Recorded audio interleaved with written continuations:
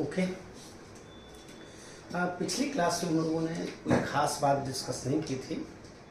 हम लोगों ने न्यूक्लियस के बारे में कहा था, न्यूक्लियस का चार्ज क्या है वो हम लोगों ने कहा था, न्यूक्लियस का मास क्या है ये हम लोगों ने कहा था, मास नंबर क्या है ये हम लोगों ने कहा था, एटॉमिक नंबर क्या है ये हम लोगों जो आपको याद है, नंबर ऑफ प्रोटॉन्स को हम लोग एटॉमिक नंबर कहते हैं और नंबर ऑफ न्यूट्रॉन्स और नंबर ऑफ प्रोटॉन्स दोनों को मिलाकर हम लोग मास नंबर कहते हैं। अगर हम इसको ए से लिखते हैं और जितने भी न्यूक्लियर स्पेसीज हैं उनको हम लोगों ने लिखा था एक्स, ए और जेड। अगर नंबर ऑफ न्यूट्रॉन्स की बात होती है तो ए माइनस जेड कर देंगे तो नंबर ऑफ न्यूट्रॉन्स आ जाएंगे। इसके बाद हम लोगों ने मास के बारे में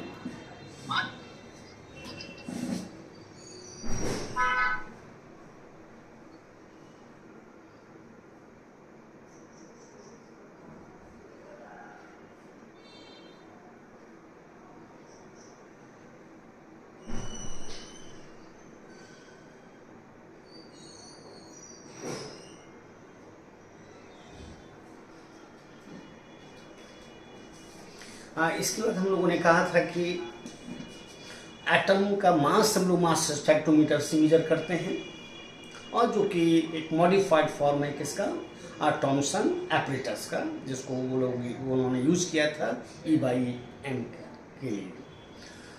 इलेक्ट्रॉन का E/m निकाला था। इसके बाद एक सेंटेंस हम लोग वहाँ पर कहना भूल गए थे कि जो न्यूक्लियस है, वैसे मैंने बता दिया था कोई डायमेंशंस है, जो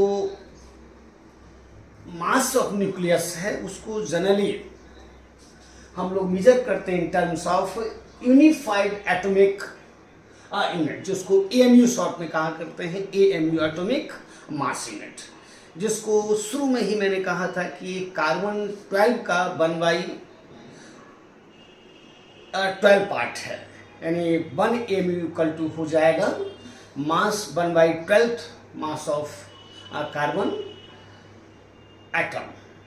ये मैंने कहा जिसका की मान हुआ करता है 1.660 5402 into 10 to the power -27 kg। ये याद करो हम लोग यूनिट डायमेंशंस में कह चुके थे।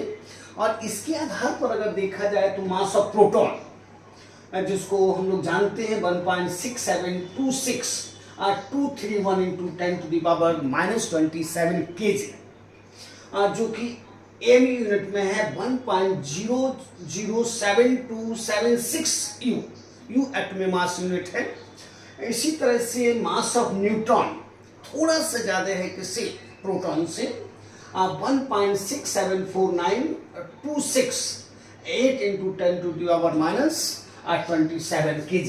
अगर देखा जाए तो जो थर्ड प्लेस है उसमें वेरिएशन है, प्रोटॉन में यहाँ पर 2 और यहाँ पर न्यूट्रॉन में यहाँ पर 4 है। अगर हम U की यूनिट में चाहेंगे तो 1.00865 U है।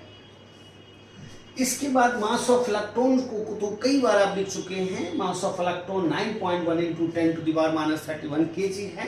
अगर हम AMU में इसको लिखते हैं तो 0.0005486 एटॉमिक मास यूनिट है। वैसे इनकी बहुत कम जरूरत पड़ती है आपको, जब भी क्वेश्चन करता है बाइंडिंग एनर्जी में जनरली होता है तो वहाँ पर आपको सप्लाई कर देता है कि mass unit atomic mass unit कितना है। इसके बाद तो आप आराम से एनर्जी वगैरह निकाल सकते हैं। इसके बाद वहाँ पर हम लोग बातचीत किए थे, जो डिस्कस करने वाले थे छोड़ दिया था, आइंस्टीन मास एनर्जी इक्विवेलेंस। इस पर हम लोग 2025 में आशा कर सकते हैं। मुझे 99.9% आशा है कि आपको क्वेश्चन मिल जाएगा, क्योंकि 20 में उन्होंने किया था और एक ही साल 2 क्वेश्चंस किए थे।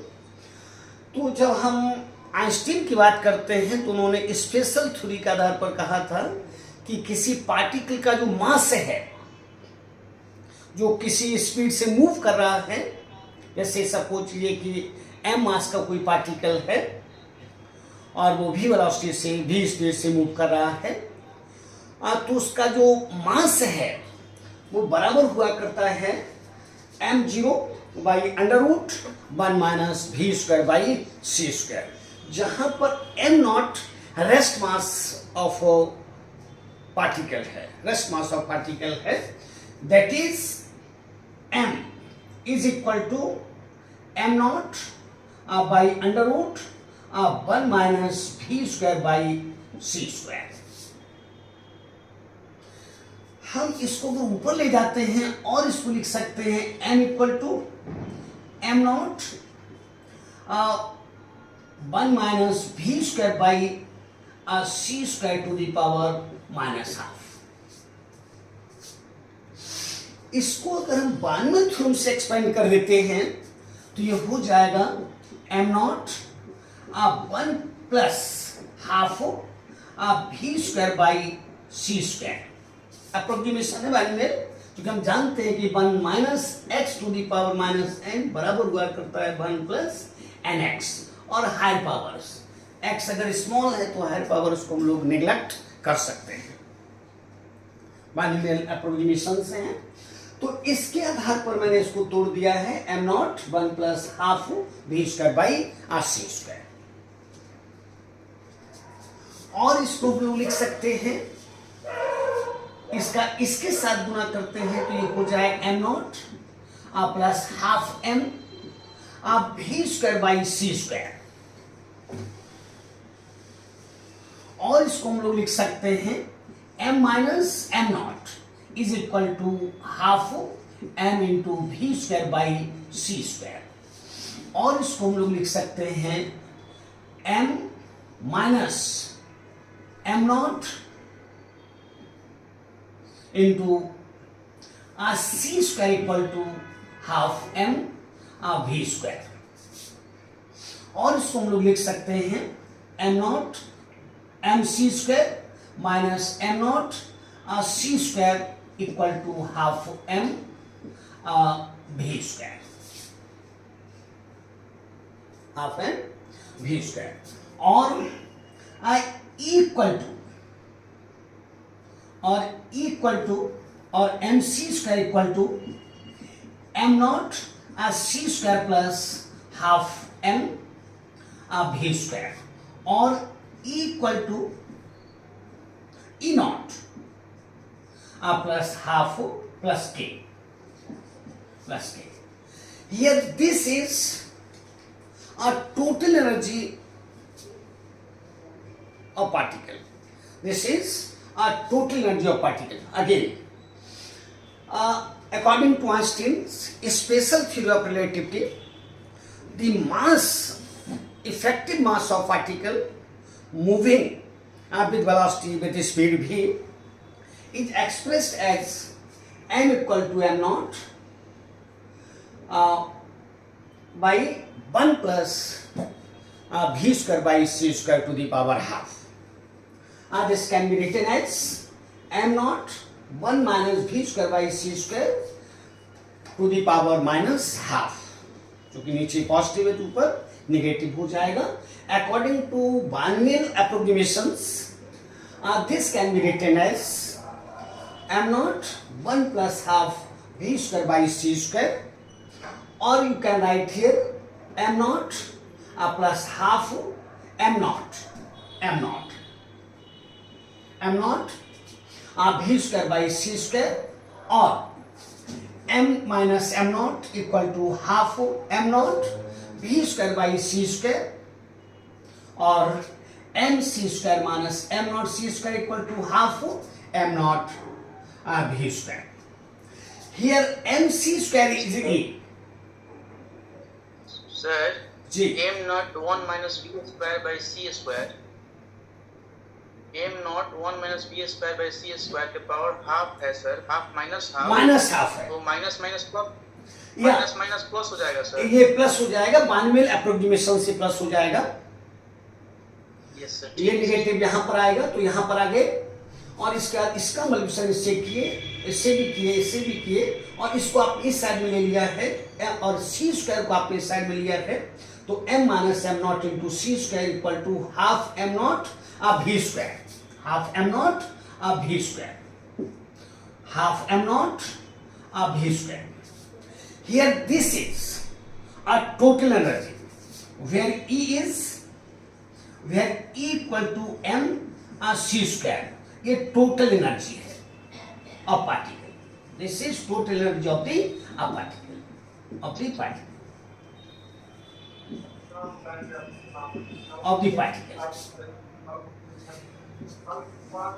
E naught equal to m naught c square.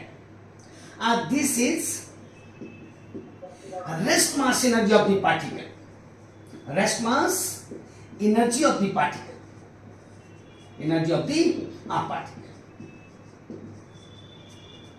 And this is kinetic energy of the particle.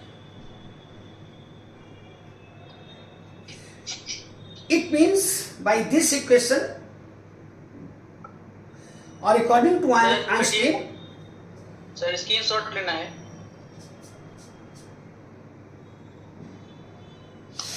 Yes sir. according to Einstein, both mass and energy can be converted into each other. मास को energy में, energy को मास में आप convert कर सकते हैं according to the equation E equal to mc square. By this equation, you can convert mass into energy. Here this equation is called mass energy equivalence.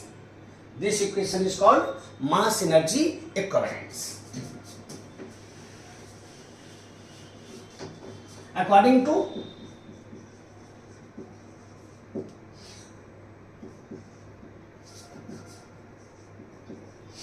Einstein's mass energy equivalence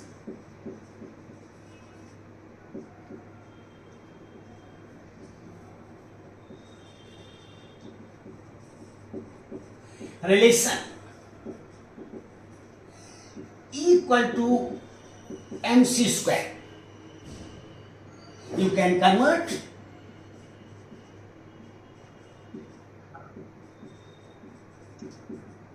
a mass into energy or vice versa. Energy को मास में और मास को energy में आप convert कर सकते हैं.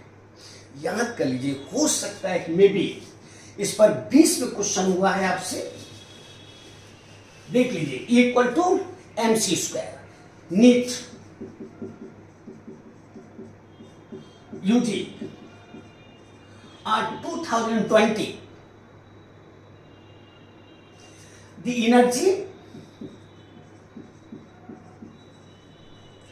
are equivalent to the mass 0.5 gram each. This is very easy question. Very easy question. ये 2020 का है. कुछ नहीं करना है. According to this equation, are equal to mc square, where m is 0.5 into 10 to the power minus 3 kg, and c is velocity of light, जो कि कई बार आप पढ़ चुके हैं. 3 into 10 to the power 8 metre पर सेकेंड. जूल में आ जाएगा. इसको लिखेंगे 0.5 into 10 to the power 3 into 9 into 10 to the power 16. ये हो जाएगा of 4.5 into 10 to the power 13 joule.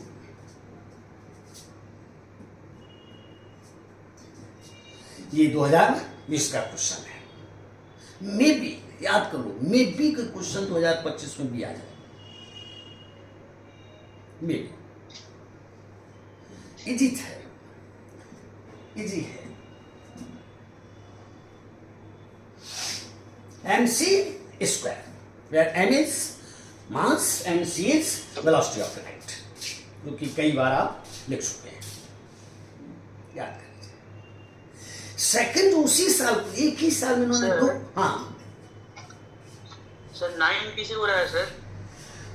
3 का स्क्वायर है mc square, c is velocity Yes. Of light. Yes sir, और ठीक है सर। Yes sir. और ठीक उसी साल एक और क्वेश्चन किया गया था कि the energy need using 20, the energy required to break a one bond of DNA, ये जूलॉजी में कोई टर्म है DNA, is 10 to the power minus 20 joule. This energy, the value of this energy in electron volt is nearly.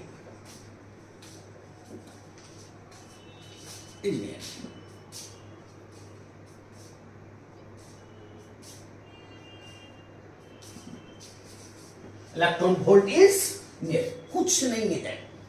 Electron volt कई बार आप पढ़ चुके हैं, इलेक्ट्रोस्टैट में मैंने बताया है कि 1.6 1 electron volt is equal to 1.6 into 10 to the power minus 19 joule.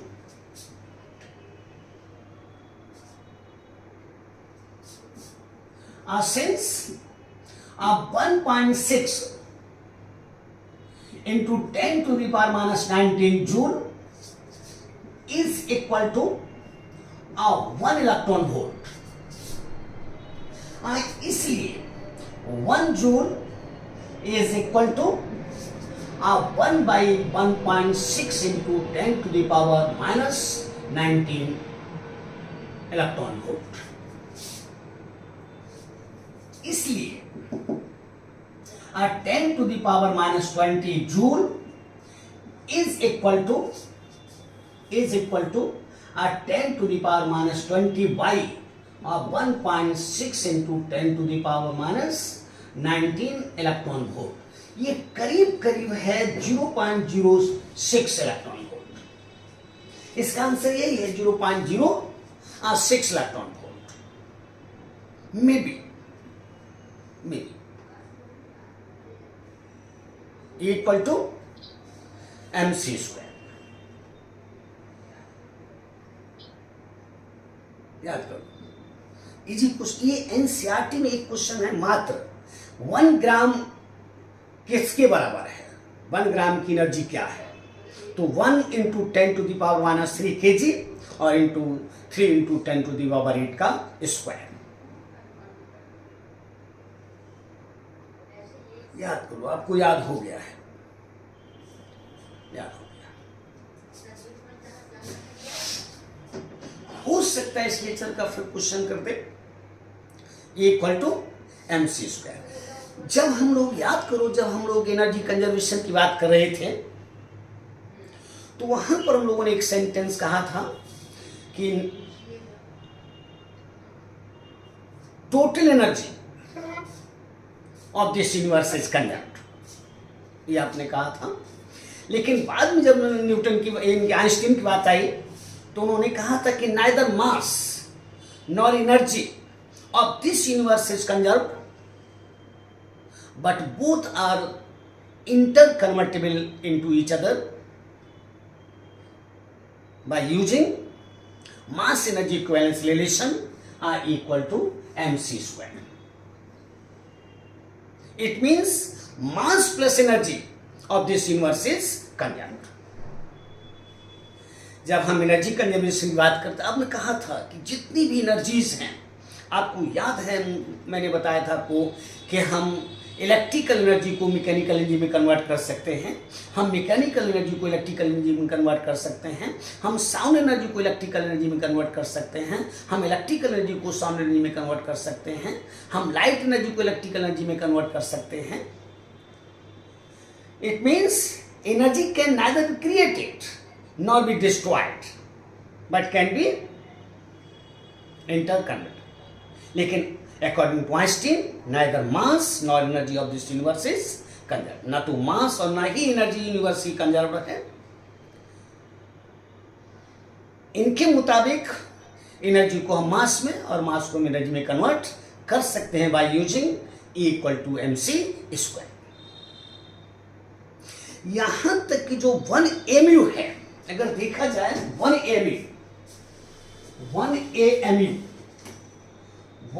AMU is equivalent to 931 mega electron volt. 1 AMU, अगर हम 1 AMU को एनर्जी में कन्वर्ट करते हैं तो उसका मान है 1931 मेगा इलेक्ट्रॉन वोल्ट। सोचिए, दिस इज 1 AMU और इसी का यूज आप करते हैं एटम बम्स वगैरह को बनाने में। न्यूक्लियर जितने भी रिएक्टर्स हैं उन सारी के सारे रिएक्टर्स में आप इसी का यूज करते हैं। थोड़ा मास खत्म होता है और बहुत सारी एनर्जी क्या होती है, पैदा होती है न्यूक्लियर रिएक्टर्स में। इसी इक्वेशन का यूज करते हैं आप, इक्वल टू mc²। अगर हम प्रोटॉन के मास के बारे में कहें, the energy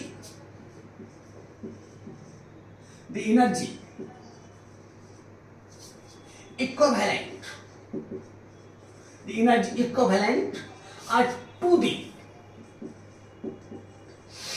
mass of proton,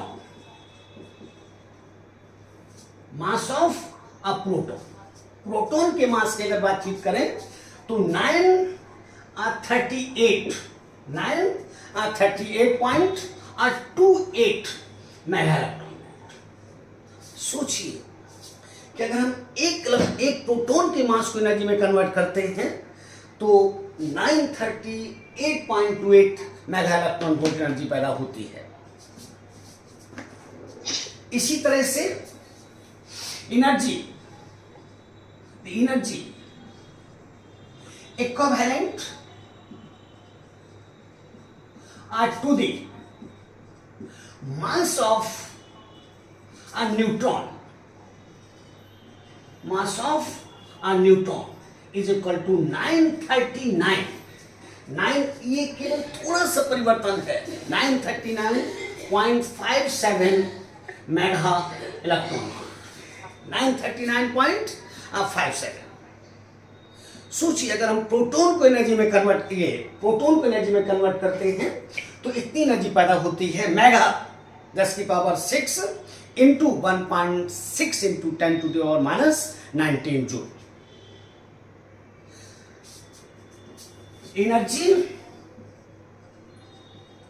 the energy equivalent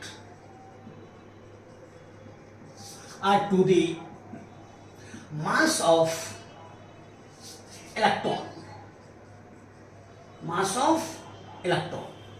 is equal to 0.511 mega electron volt. अंदाजे कीजिए, छोटा सा मास है इलेक्ट्रॉन का, इतनी एनर्जी पैदा होती है। तो according to equal to mc², you can convert mass into energy, like the energy equivalent to 1 gram, जो कि NCERT में है। 1 ग्राम is equivalent to 1 into 10⁻³ into 3 into 10⁸ square is equal to 10⁻³ into 9 into 10⁻16 equal to 9 into 10⁻30 जूल। इतना 1 ग्राम। This is in NCERT। और इसी के आधार पर 0.5 इन्होंने कहा, हो सकता है 5 ग्राम कर दें अपनी बात, हो सकता है 10 ग्राम कर दें, हो सकता है 25 ग्राम कर दें। यू कैन कन्वर्ट ध्यान ये रखना है कि सबसे पहले मास को आप केजी में ले जाएंगे। गलती जो होती है वो यही होती है, क्योंकि ग्राम में देते हैं, हो सकता है मिलीग्राम में दे दें और कंफ्यूज कर दें।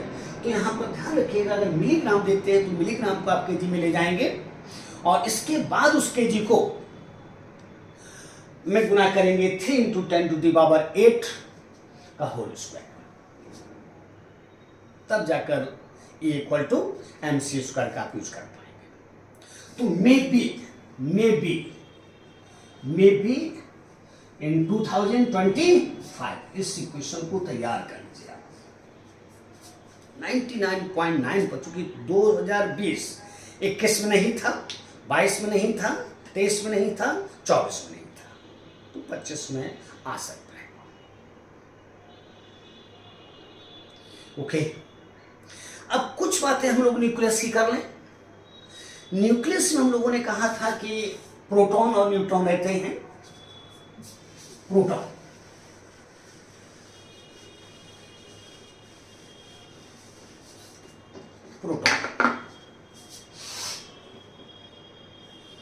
बहुत अच्छी तरह जानते हो, प्रोटॉन ये सब एटॉमिक पार्टिकल है। आप चाहे तो लिख सकते हैं कि the positive charge of a nucleus is due to a subatomic particle are called a proton,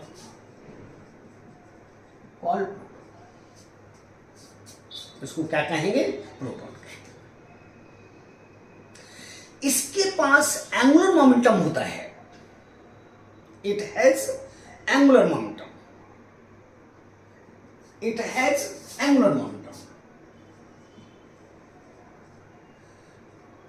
Angular momentum.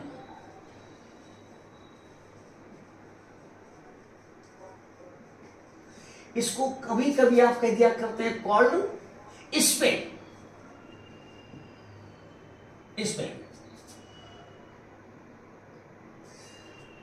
It is mechanical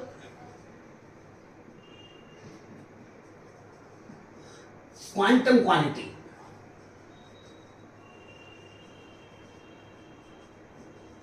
and is equal to half h/2π।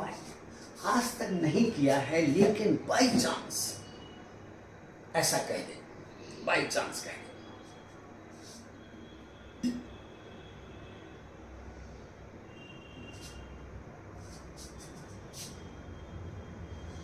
It has magnetic moment.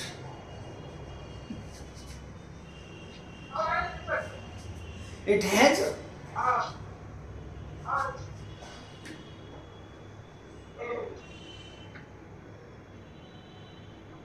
ठीक है sir. Sir दिखाई पड़ रहा है sir. Sir दिखाई पड़ रहा है सर। किसी की आवाज आ रही है? स्पष्ट दिखाई पड़ रहा है sir. It has magnetic moment and is equal to magnetic moment, इसका मान है 2.79 न्यूक्लियर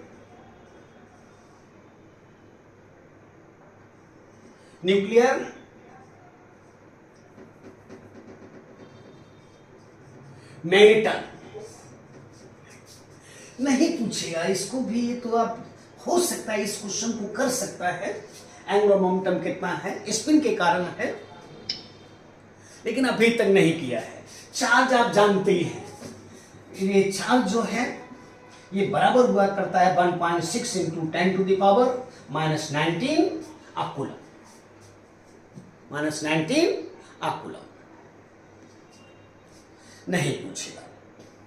ओके, इसका फिर एक मुझे आशा है न्यूटन का इस साल जो इक्वेशन आपको दी गई है वो एक्चुअली अल्फा बीटा डिके पर दी गई है और बहुत इजी क्वेश्चन था। एक वह होता क्या है कि अगर हम न्यूट्रॉन की बात करते हैं तो जेम्स चैडविक, इसकी डिस्कवरी का श्रेय जाता है गोल्डस्टीन। अगर कोई आपसे पूछ दे एंड डिस्कवर्ड बाय,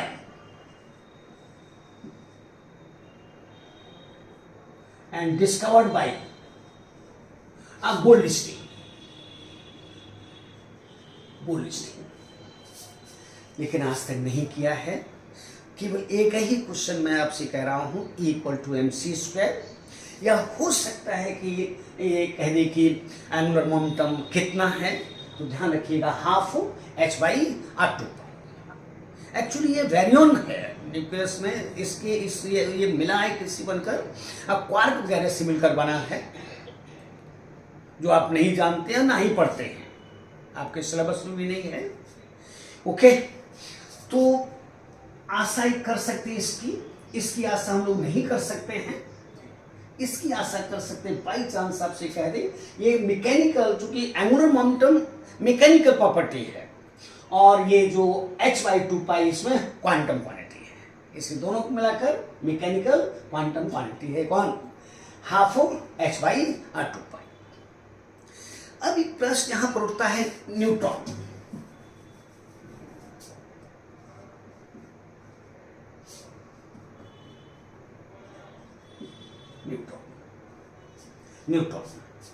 एक्चुअली हुआ क्या है कि अगर हम केमिस्ट्री की बात करते हैं, हाइड्रोजन को उठाते हैं, हाइड्रोजन, तो हाइड्रोजन के दो आपने देखे आइसोटोप्स हैं, एक ड्यूटेरियम है और एक ट्राइटियम है। इनके पास हर के पास एक एक प्रोटॉन है, हर के पास एक एक प्रोटॉन है। ओके, कल हम लोग इसको डिस्कस करते हैं, ठीक है ना? ठीक है सर। ठीक है।